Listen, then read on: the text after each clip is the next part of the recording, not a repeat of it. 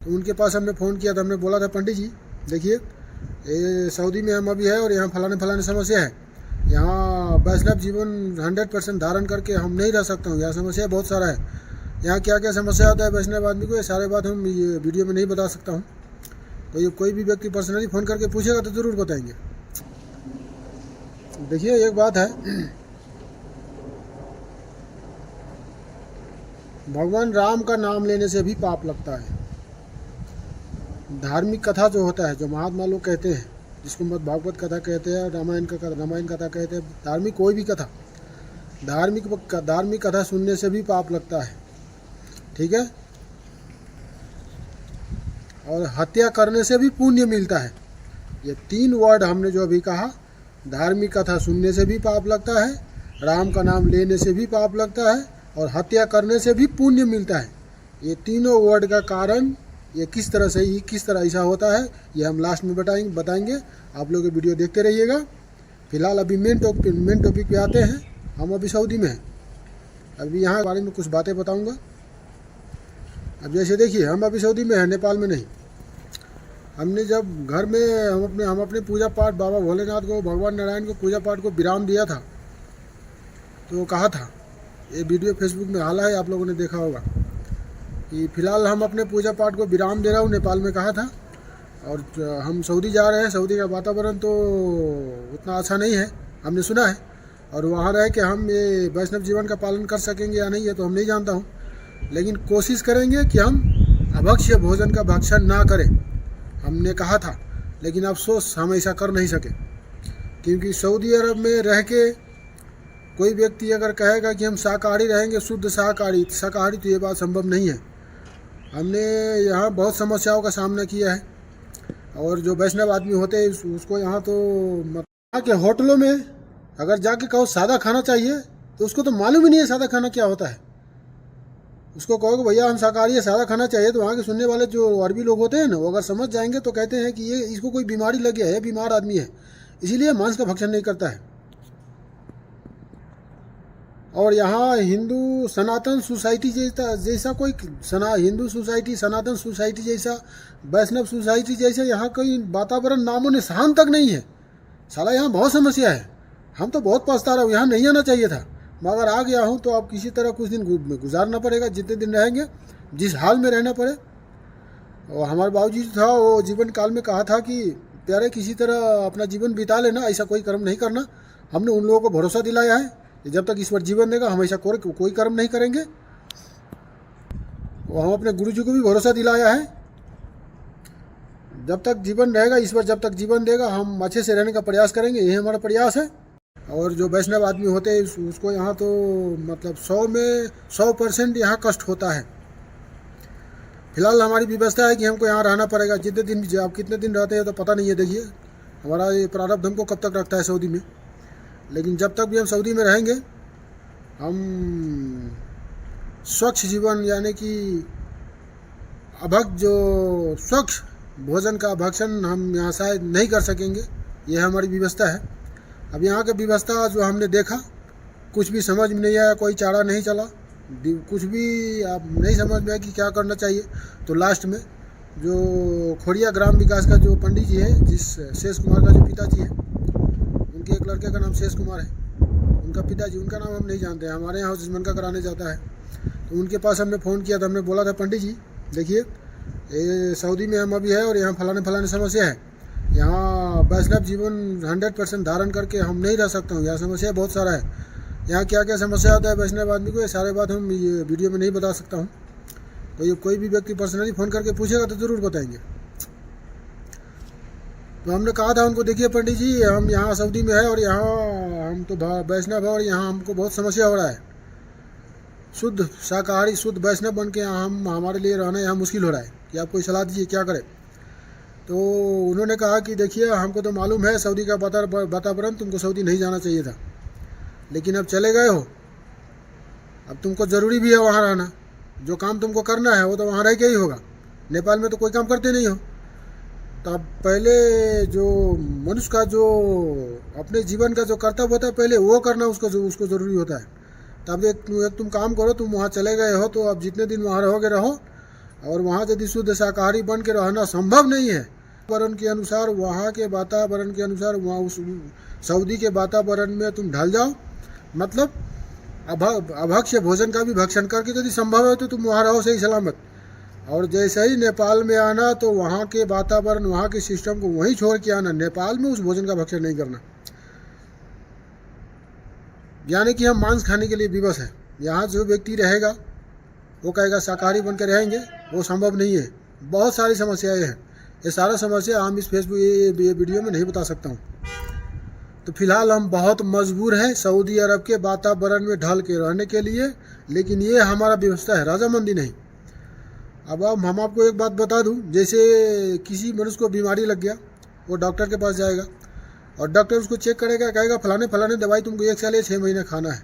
Doctor के सलाह अनुसार उसने औषधि खाई, फिर 6 महीने 1 साल में चेकअप कराने गया, डॉक्टर बोला अब तुम्हारी बीमारी दूर हो गई है, अब तुमको ये दवाई खाने की ज़रूरत नहीं है। तब यूँ समझ लीजिए दोस्तों, हमको इस सऊदी अरब में आके विवशता का रोग लग गया है, विवशता का रोग लग गया है सऊदी अरब में आके। हमको संयम रूपी धैर्य धारण का औषधि का ग्रहण करना है। जितने दिन सऊदी में रहेंगे ये हमारा व्यवस्था, ये हमारा रजामंदी नहीं। हमने नेपाल में कहा था सऊदी में जाके भी अभक्ष्य भोजन का भक्षण नहीं करेंगे, लेकिन ये भी कहा था वहाँ जाके देखेंगे क्या वहाँ का परिस्थिति है। लेकिन यहाँ आके हम मजबूर हैं, यहाँ सही सलामत, यहाँ के सही सलामत शुद्ध शाकाहारी बन के हम नहीं रह सकते। यहाँ इतना समस्या है कि हम ये वीडियो में बता नहीं सकते हैं। कोई व्यक्ति यदि पर्सनली फ़ोन करके पूछेगा तो हम ज़रूर बताएंगे कि क्या क्या समस्याओं का सामना करना पड़ा, किस कारण की वजह से हम यहाँ शुद्ध शाकाहारी नहीं रह सकते हैं। तो अपने गुरु बम बाबा से, हम अपने पिता पितर से, हम अपने ईश्वर से सबसे क्षमा मांगते हैं। ये ईश्वर व्यवस्था बस हम सऊदी अरब के वातावरण में ढल कर रहने के लिए मजबूर है, हमारा इसमें कोई रजामंदी नहीं है। और व्यवस्था बस जो कार्य किया जाता है कि ऐसा नहीं है, उसमें दोष नहीं लगता है, थोड़ा बहुत दोष लगता है, सैकड़े में 10 या 5%। और यदि वो व्यवस्था समाप्त हो जाए और उसके बाद यदि आप अच्छे कर्म करते हो तो ईश्वर उसके व्यवस्था को, वो जो व्यवस्था बस जो भूल किए हैं वो सही कर देते हैं, मतलब ज़्यादा दोष नहीं लगते हैं। तब हम क्या करें दोस्तों, अब 4-5 साल से हम स्नान ध्यान पूजा पाठ में जुड़ा था, लेकिन अब सऊदी अरब में आने की वजह से हमारा वो पूजा पाठ, स्नान ध्यान, तिलक लगाना सब छूट गया। हमको इस बात का बहुत अफसोस है। अब इतना अफसोस है कि प्रमाणित के तौर पर हम आपको कुछ आईने की तरह दिखा नहीं सकता हूँ, लेकिन हम मजबूर है, बहुत मजबूर है यहाँ के वातावरण में ढल कर रहने के लिए। अब जब तक रहेंगे 2 साल 4 साल कितना दिन रहेंगे हमको पता नहीं है, जितना दिन भी रहेंगे अब सऊदी के वातावरण के अनुसार यहाँ भी है, सऊदी के वातावरण के अनुसार यहाँ पर रहेंगे। लेकिन जैसे ही नेपाल में जाएंगे, वो खोड़िया का पंडित जी हमको कहा था कि जैसे ही तुम सऊदी में जब तक हो तब तक वहाँ के हिसाब से तुम भोजन भक्षण करके रहो, और जैसे ही नेपाल में आना वहाँ के वातावरण, वहाँ के भोजन सऊदी में ही छोड़ के आना, फिर नेपाल में उस भोजन का भक्षण नहीं करना। तो सऊदी के वातावरण के अनुसार हम ढल के यहाँ पे रहने की कोशिश कर रहा हूँ, लेकिन ये हमारा व्यवस्था है, हमारी रजामंदी नहीं। जैसे ही नेपाल में जाएंगे फिर से उसी दिनचर्या, उसी पूजा पाठ स्नान ध्यान को शुरू करेंगे। उतना ही नहीं बल्कि जितना नेपाल में कर रहे थे उससे भी कहीं जोर शोर से शुरू करेंगे। अब इसमें भी इससे ज़्यादा अफसोस की बात यह है दोस्तों, देखिए अब सऊदी में हम कितना दिन रहेंगे हमको तो पता नहीं है, 2 साल 4 साल जितना भी दिन रहेंगे, हम अपने वैष्णव जीवन की कुर्बानी देने के बावजूद भी जिस सपना को हमने देखकर सऊदी में आया था, हमारा वो सपना पूरा नहीं होगा।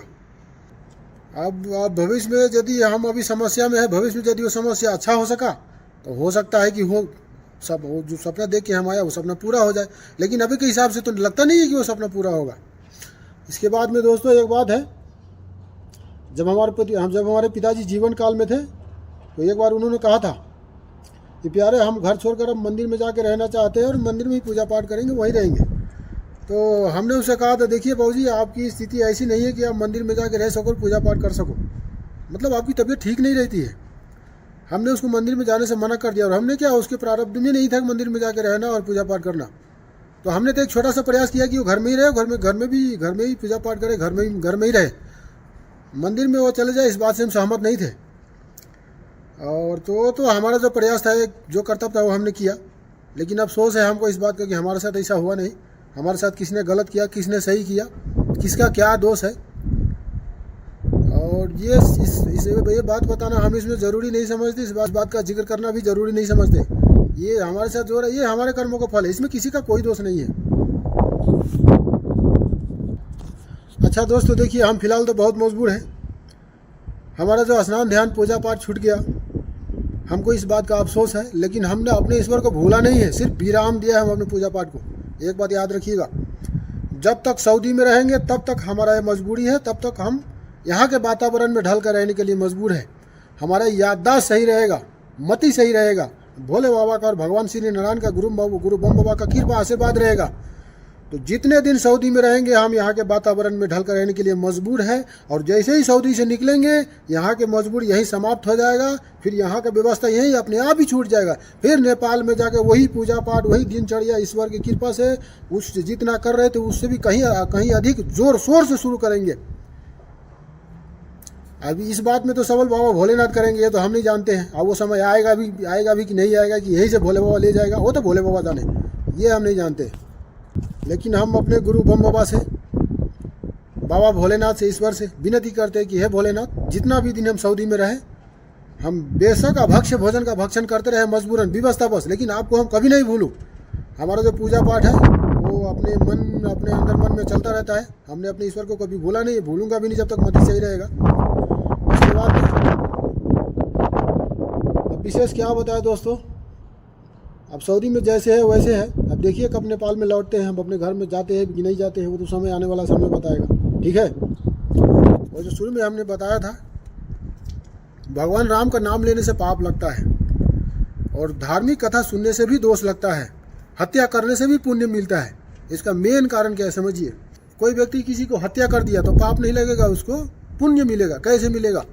यदि कोई व्यक्ति किसी महिला का चरित्र हनन कर रहा है, मतलब उसका रेप कर रहा है, बलात्कार कर रहा है, और एक व्यक्ति वहाँ से गुजर रहा है और देख रहा है उसको, यदि उस व्यक्ति के जो बलात्कार करने वाला व्यक्ति है महिला का, हत्या करने के अलावा उसको कोई मार्ग न सूझे, उस महिला के चरित्र को बचाने के लिए यदि उसका हत्या भी कर देता है तो भी इसको कोई दोष नहीं लगेगा, ऊपर से पुण्य प्राप्त होगा उसको। ये भगवान श्री कृष्ण गीता उपदेश में खुद कहा है। हमने कहा भगवान राम का नाम लेने से भी पाप लगता है। कब पाप लगता है? अब हर परिस्थिति में भगवान का नाम नहीं जप सकते। जैसे कि कोई व्यक्ति है अधर्मी, जिसको धर्म के नाम सुन के, भगवान का चर्चा सुन के गुस्सा आता है, तकलीफ होता है, वो क्रोधित हो जाता है भगवान का नाम सुन के। अधर्मी आदमी, मतलब अधर्मी आदमी के सामने, अधर्मी आदमी के सामने यदि आप भगवान के नाम उच्चारण करोगे, बोल के, या उसका चर्चा करोगे भगवान का, तो आपको दोष लगेगा, पाप लगेगा। ये बड़े बड़े संत महात्मा कथा में कह चुके हैं, हमने सुना है। बहुत बड़े बड़े संत महात्मा, हम नाम भी बता देता हूँ। ये किसने कहा है कि अयोध्या जी के एक महात्मा है राघवाचार्य जी, उसका यूट्यूब पर सर्च कीजिएगा, उसका वीडियो आएगा। हमने उसके बहुत बड़े महात्मा है, उसके मुख से सुना है। इसके बाद में जो हमने एक कहा है, धार्मिक कथा सुनने से दोष लगता है। जो धार्मिक कथा होता है ना, भागवत पुराण या 9 दिन का जो रामायण कथा होता है, वो सुनने का भी नियम होता है।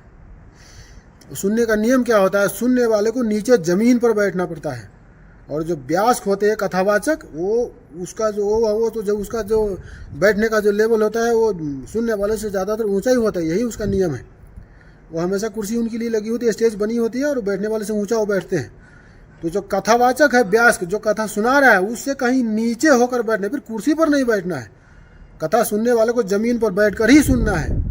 कथा कहने वाले से ऊंचे बैठकर नहीं सुनना है। जो व्यास है वो बैठ के कथा कह रहा है, उससे ऊंचे स्थिति में यदि बैठ के आपने कथा सुना तो आपको पाप लगेगा, पुण्य नहीं मिलेगा। हम आपको एक बात बता दूं दोस्तों, जब भगवान श्री कृष्ण गीता उपदेश सुना रहे थे अर्जुन को, भगवान श्री कृष्ण और अर्जुन धरती पर थे, वो धरती पर खड़ा होकर सुना रहे थे, और उस समय हनुमान जी भी वहाँ मौजूद था। वो कहाँ था? वो धरती पर नहीं था, वो अर्जुन के रथ में ध्वजा में विराजमान था। मतलब भगवान श्री कृष्ण से ऊंचे स्थिति में वो बैठे थे, ध्वजा में बैठ कर सुन रहा था। तो हनुमान जी को भी वो अर्जुन को और सुनने वाले को गीता उपदेश का लाभ प्राप्त हुआ, लेकिन हनुमान जी को दोष लग गया, श्राप, भगवान श्री कृष्ण का श्राप लग गया।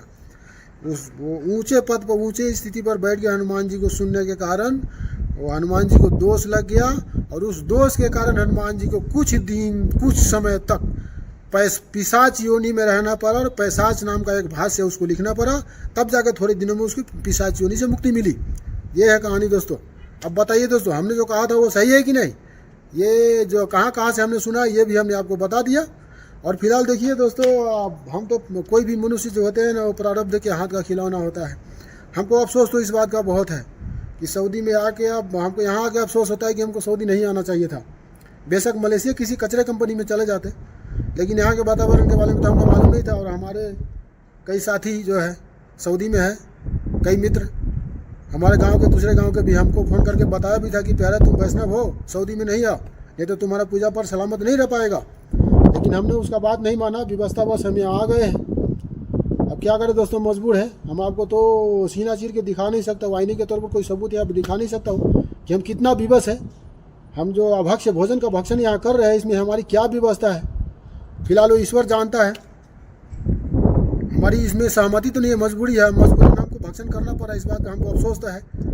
लेकिन हम भोला बाबा यदि जिंदगी दिया, जीवन सलामत रखा और जीवित सही सलामत अपने गांव, अपने देश, अपने घर में लौटाया, तो उसी पूजा पाठ को, भजन इत्यादि को भोला बाबा की कृपा से, गुरु बम बाबा की कृपा से जोर शोर से शुरू करेंगे। ये भोला बाबा सफल करे ना करे वो जाने, लेकिन हमारा प्रयास इसमें लगा रहेगा। जब तक हमारा मति सही रहेगा तब तक हम इस प्रयास में लगे रहेंगे। अब बाकी भोला बाबा जाने। जय श्री राम। हम अपने सभी जानने वाले से क्षमा मांगता हूँ मित्रों। हमने नेपाल में कहा तो था कि हम सऊदी में जाके अभक्ष्य भोजन का भक्षण नहीं करेंगे, लेकिन ये भी कहा था वहाँ के परिस्थिति के हिसाब से देखेंगे क्या स्थिति बनता है। तो यहाँ आके हम उस स्थिति सऊदी के वातावरण में ढल कर रहने के लिए मजबूर है। हम शुद्ध शाकाहारी स्थिति में यहाँ नहीं रह सकता हूँ, लेकिन जैसे ही सऊदी छोड़कर नेपाल में जाएंगे, हम उस सारे व्यवस्था को यहीं पर छोड़ देंगे। जिंदगी रहा सलामत गया घर पे, तो उसी पूजा पाठ को जोर शोर से फिर से शुरू करेंगे। अच्छा दोस्तों, हम अपने सभी जानने वाले से क्षमा मांगता हूँ। हम अपने गुरु, हम अपने ईश्वर से भी क्षमा मांगते हैं। हे ईश्वर, जब तक हम सऊदी में हैं तब तक के लिए आप हमको क्षमा कर दीजिए। जैसे ही नेपाल में जाए तो फिर से उसी पूजा पाठ वाला दिनचर्या हमको फिर से प्राप्त हो, यही आशा लगाते हुए सभी दोस्तों को, गुरु बम बाबा को, ईश्वर को प्रणाम करता हूँ। जय श्री राम। तो जय श्री राम। हमारे वीडियो को यदि आप फेसबुक पर देख रहे हैं तो फॉलो कीजिए, लाइक कीजिए, और यदि यूट्यूब पर देख रहे हैं तो हमारे चैनल को सब्सक्राइब कीजिए। हमारे चैनल का लिंक फेसबुक के प्रोफाइल में दिया हुआ है। और यदि आपको हमारा वाक्य, हमारा शब्द अच्छा नहीं लगता है तो ज़बरदस्ती सब्सक्राइब करने का ज़रूरत नहीं है। यदि आपको लगता है हमारा शब्द सुनना चाहिए, हमारे शब्द से यदि आपको तकलीफ नहीं होता है, तो हमारे चैनल को जरूर सब्सक्राइब कीजिए। जय श्री राम।